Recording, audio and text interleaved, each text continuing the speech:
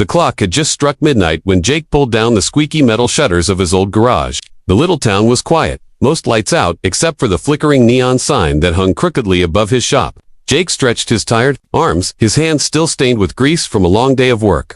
He planned to head home, eat whatever leftovers were in the fridge, and crash onto the sagging couch that doubled as his bed. Life was simple, hard, and repetitive. He never expected anything extraordinary to happen in this forgotten corner of America, but that night was about to prove him wrong. As he reached for his jacket, he noticed the faint beam of headlights cutting through the fog rolling over the deserted road. The hum of an expensive engine echoed closer before sputtering into a distressed hiss. A sleek black luxury car rolled to a shaky stop right in front of his shop. Jake raised an eyebrow. Cars like that didn't belong in his town. They belonged in the city, where people wore polished shoes and had more money than they knew what to do with. The car door creaked open, and from the shadows stepped a woman who seemed just as out of place as her vehicle. Her evening gown shimmered faintly under the dim streetlight, and her heels clicked on the cracked pavement. For a moment, Jake wondered if his exhaustion was playing tricks on him, but when she spoke, her voice carried real fear and desperation.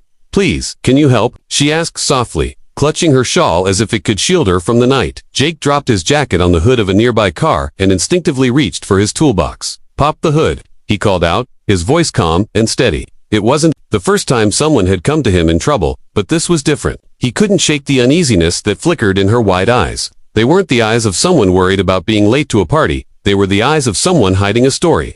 The woman hesitated before sliding back into her car, her trembling hands fumbling with the latch as smoke billowed out. Jake coughed and waved it away, bending to inspect the engine with practiced eyes. Something about this situation felt heavier than a simple breakdown. While Jake worked, the silence of the night pressed around them, broken only by the metallic clinks of his tools. He risked a glance at her. She was pacing nervously, scanning the empty road behind her as though expecting someone to follow. Her polished nails tapped against her arm in a jittery rhythm, betraying her fear. Jake, who had fixed cars for farmers, truckers, and stranded travelers, had seen plenty of worried faces, but this wasn't ordinary worry. This was dread. His gut told him that fixing her car was the least of her problems. Still, he stayed focused, his hands moving quickly, trying to get the engine breathing again before he asked the questions that burned in his chest. After a few minutes, Jake tightened the last bolt and straightened up, wiping grease onto the rag hanging from his pocket. "You'll be all right," he muttered, though his eyes lingered on her. She hadn't relaxed. If anything, she looked more unsettled now that the engine was fixed. The woman pressed her lips together, as if weighing whether to speak or keep her silence. Jake studied her more closely now. She wasn't just wealthy, she carried herself like someone used to being admired, feared, or controlled. Yet here she was, on a dark roadside, looking completely vulnerable. He wondered what could have driven someone like her into his garage at such an hour. Finally, she broke the silence. "I can't go home tonight," she whispered, her voice almost trembling. Jake blinked, caught off guard by her admission. He expected her to thank him, pay him, and drive away into the night. Instead, her words hinted at something deeper, something dangerous. He didn't pry, not yet. He knew better than to push a stranger who wasn't ready to share. But his instincts, sharpened by years of surviving with little more than grit, told him she was running from something. He leaned against the hood, arms crossed, watching her with quiet patience. In his world, trust was a slow thing, but something about the raw honesty in her tone made him believe her immediately. The luxury car's headlights cut harsh lines across the cracked road, but the woman remained close to the faint glow of Jake's garage. For the first time, Jake noticed how out of place his world looked compared to hers. His rusty garage doors, his chipped workbench, the old coffee pot sitting inside all, looked like relics from another life, compared to her glittering gown and diamond bracelet. Yet, oddly enough, she seemed more comfortable here than she had in her car. She pulled her shawl tighter, and finally met his gaze. There was something pleading in her expression, not for car repairs, but for safety. Jake, without fully realizing it, had already decided that he wasn't going to let her walk back into whatever danger she had left behind. Jake cleared his throat and kept his tone steady. "Look, your car's running again, but if you don't want to drive home, there's a diner down the road that stays open late, or you could sit inside for a while, if you'd feel safer." He gestured toward his cluttered shop. It wasn't much, but it was warm and quiet. She hesitated, then gave the faintest nod. That small nod carried more trust than Jake had ever expected from a stranger. As they stepped inside, the scent of oil and old coffee filled the air, and Jake felt the beginning of something shift. He didn't know her name, and he didn't know her story.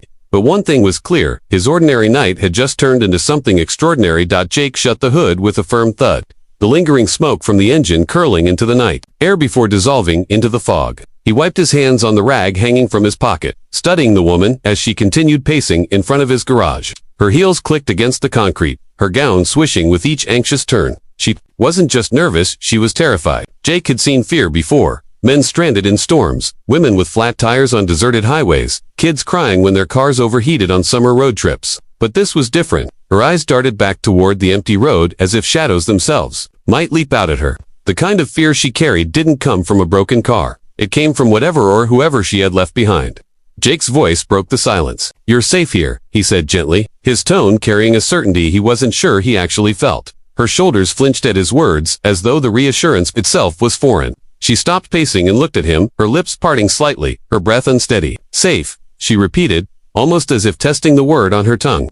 Jake nodded once, giving her a small, steady smile before turning the ignition key. The engine sputtered, coughed twice, and then roared back to life with a low growl. Relief should have washed over her face, but instead, she bit her lip and hugged her arms around herself tighter. A normal person would have thanked him and driven off into the night, but she just stood there, rooted in place, her trembling fingers clutching the fabric of her gown. Jake frowned, realizing she had no intention of leaving. Something in his gut told him that fixing her car wasn't the end of his part in this story, it was just the beginning. "Thank you," she whispered finally, her voice cracking slightly. The words sounded heavy, like they carried more meaning than simple gratitude. She glanced around the dark street again, her breath hitching as if she expected headlights to appear behind her at any second. Then almost too softly to hear, she added, "I can't go home tonight." Jake's chest tightened at her confession. The vulnerability in her voice cut deeper than any plea for car help ever could. He leaned against the car, folding his arms, his expression unreadable. He'd been around long enough to recognize the look in her eyes, someone who had nowhere safe to turn. He didn't ask questions yet, but every instinct in him screamed that this was bigger than both of them. She reached into her purse with shaky hands, pulling out a leather wallet. The glint of platinum credit cards and crisp bills flashed in the dim light as she fumbled. "Please, at least let me pay you," she said quickly, almost desperately, as though throwing money at the situation would make it less real. Jake shook his head, his jaw tightening. "Keep it," he said firmly, pushing the wallet gently back toward her. "Money's not what you need right now." She blinked, startled by his refusal. People with wealth were used to solving everything with cash, but Jake lived in a world where trust, loyalty, and decency mattered more than any dollar bill. His steady tone made it clear he wasn't going to be bought. And for a moment, something softened in her fearful expression. The woman lowered her gaze, her lashes shadowing her eyes as she exhaled shakily. Her hand trembled as she tucked the wallet back into her purse, and for the first time, Jake noticed how tired she looked beneath the perfect exterior. Makeup couldn't hide the faint lines of exhaustion, nor the redness around her eyes that hinted at tears shed earlier. "Then, what do I need?" she asked, her voice barely above a whisper. Jake studied her for a long moment before answering. "You need someone you can trust," he said quietly. His words hung in the air like a promise, simple but unshakable. For the first time since she had arrived, she stopped looking at the road behind her. Instead, she looked at him wryly. It was as if she was weighing whether this grease-stained mechanic, standing in his worn boots and old flannel shirt, could be that someone. Jake could feel the heaviness of the night settling between them. The hum of the car engine was the only sound for a while, and the flickering neon sign above the garage painted broken colors on the cracked pavement. The air smelled faintly of gasoline and damp earth. She didn't speak, and neither did he. But in that silence, something shifted. It wasn't romance. Not yet. It was trust trying to take its first fragile steps. He thought of all the nights he had spent alone in this small town, wishing for something different, something meaningful. Now this stranger had walked straight into his world, carrying secrets and danger, and Jake felt an unexplainable pull to protect her, not out of pity, but out of instinct. Sometimes, life gave a man a choice to walk away, or to stand by someone who needed it. Jake already knew which one he'd choose. She finally spoke again, her tone lower this time. "If I tell you what's happening, you won't believe me." Jake tilted his head slightly, his expression calm and steady. "Try me," he replied.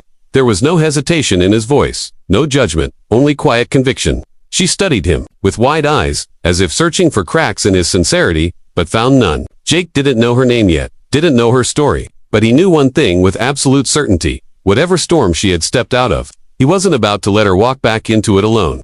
That single decision, spoken not with words, but with the look in his eyes, set into motion a chain of events that would change both their lives forever. The garage smelled of oil and coffee.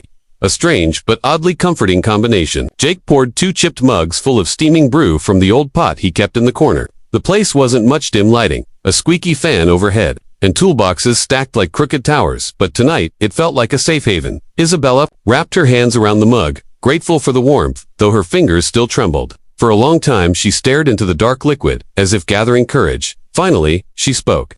"My name's Isabella," she said softly, her voice, fragile but steadying with each word. Jake nodded, leaning back against the workbench. "Jake," he replied simply. The exchange felt almost sacred to strangers, sharing names under the buzz of a flickering bulb, as though admitting who they were was the first step toward unraveling the truth she carried inside. She drew in a shaky breath before continuing, her eyes fixed on the steam rising from her cup. "Everyone thinks I have everything," Isabella confessed. Her words carried bitterness, but also sorrow. "Money, influence, a future laid out for me. They see the designer clothes, the dinners, the expensive cars, but all of it feels like a cage." Her lips trembled as she spoke the next words. "I was engaged. To a man who never saw me as a person. To him, I was just property." Jake felt a flare of anger in his chest, though he kept his expression calm. He'd seen men like that before, wealthy, powerful, entitled, the kind who believed money gave them ownership over others. He hated the thought of her living under such control, trapped in a gilded prison that looked glamorous from the outside but was hollow within. Jake didn't interrupt, didn't fill the silence with meaningless reassurances. He simply listened. That, more than anything, seemed to ease her. Isabella's voice quivered, but she continued. "Every choice I tried to make, he overruled. The people around me treated him like he was a king, and I was just part of the package." She blinked rapidly, her eyes glistening. "I thought maybe this was my life. Maybe it was what I deserved." Jake's grip on his coffee mug tightened, not from frustration with her, but from the thought of anyone daring to make her feel powerless. To him, freedom wasn't fancy, it was fixing cars, driving his old truck down back roads, deciding his own hours. He hadn't realized until now just how precious that was compared to the prison she described. For a long moment, Isabella stared at him across the small table, her eyes searching. "You don't even know me," she whispered, "and yet this is the first time I've felt safe in years." The honesty of her words struck Jake harder than he expected.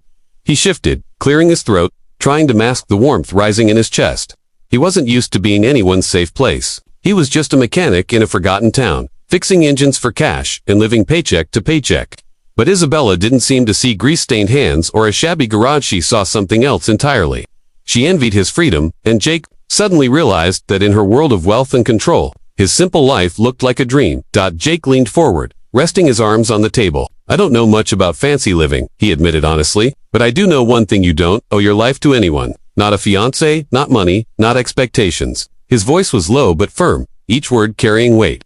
Isabella's lips parted, her breath catching slightly. She had spent years surrounded by people who demanded from her, people who never asked who she was or what she wanted. And here sat a man who had nothing to offer but honesty, and yet it was worth more than all the diamonds she'd been handed. For the first time, she let herself smile faintly, though tears clung to the corners of her eyes.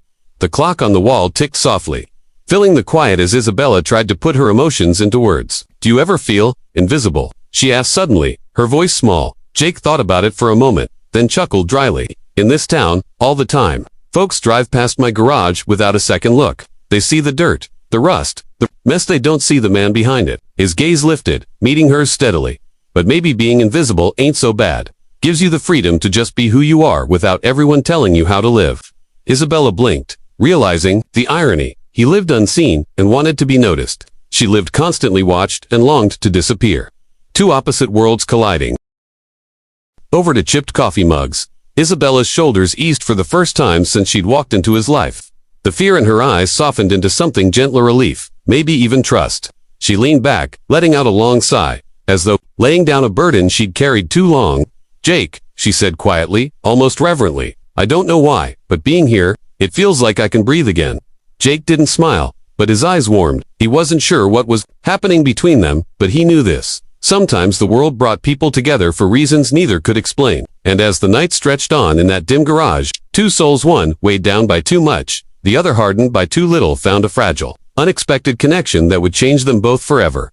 When the first light of dawn spilled across the horizon, Isabella stood outside the garage, the morning air cool against her skin. She had spent the night wrestling with choices, but as the sun rose, clarity washed over her. Returning to her mansion meant stepping back into chains, a life scripted by others.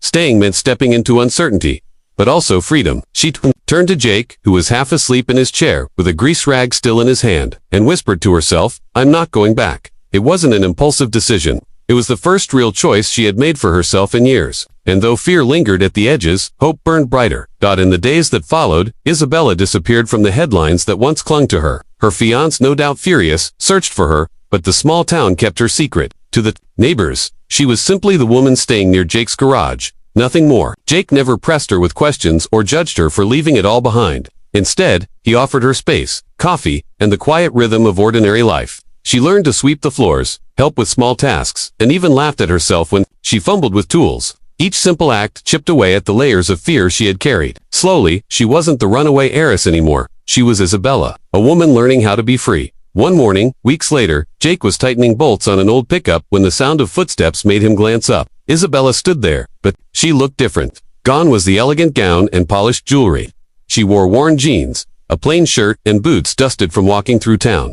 Her hair was tied back simply, and for the first time, she didn't look like she was running from anything. She looked ready to stay. "Morning," she greeted softly, and when Jake raised an eyebrow, she added with a grin, "I'm here to work." Jake chuckled, shaking his head, but there was a warmth in his eyes he couldn't hide. Something about seeing her dressed for this life rather than the one she had escaped filled him with quiet pride. At first, she wasn't much help in the garage. She struggled with wrenches, dropped screws, and smudged oil across her forehead more often than she actually fixed anything. But Jake never laughed at her. Instead, he guided her with patience, showing her how to listen to an engine, how to feel when a bolt was tight enough. "You fixed my engine," she teased one afternoon, "and now you're teaching me how to fix others." Jake grinned faintly. "Engines are easy," he replied. "People, they're harder." Isabella paused, touched by the unspoken meaning in his words. He had helped repair something far deeper in her than she had ever expected. For her, every grease stain was a badge of freedom, proof that she was no longer trapped in the life someone else dictated. The townsfolk soon noticed a change. At first, whispers circled about the mysterious woman working at Jake's side. But over time, she became part of the rhythm of the town. She'd fetch coffee from the diner, laugh with customers, and even managed to fix a flat tire all on her own. People stopped asking where she came from. Instead, they started asking for her by name. Jake found himself smiling more, his once quiet garage now filled with laughter and conversation. For years, he had accepted a life of solitude and routine, believing nothing extraordinary would ever touch him. But Isabella's presence proved him wrong. Her decision to stay had not only given her freedom, but had transformed his ordinary world into something extraordinary. One evening, as they closed up shop, Isabella leaned against the doorway, watching the last streaks of sunset fade. "No," she said softly. "When I showed up that night, I thought you were just fixing my car. But really, you fixed something I thought was broken forever, my spirit." Her voice caught slightly, but she smiled through it. "You gave me back my freedom, Jake." He didn't know what to say, so he simply looked at her, his eyes steady. For a man who had always measured value in honest work and quiet dignity, hearing those words felt like the greatest reward he had ever received. And in that moment, both of them understood. Their lives had been changed forever by a chance midnight encounter. Months later, the garage bore the marks of their shared journey. Tools hung neatly where Isabella insisted on organizing them, and a small shelf in the corner carried books she loved to read on slow afternoons. Customers now came not only for Jake's steady hands, but also for Isabella's warm smile. The once lonely mechanic and the runaway heiress had built something neither of them had expected. Not just a business, but a life woven with trust, respect, and hope. And as the seasons turned, Jake often found himself reflecting on that night, how a broken-down car had brought him not just work, but a partner, a friend, and perhaps something even deeper. The engine he fixed had been simple. The life that followed was the miracle.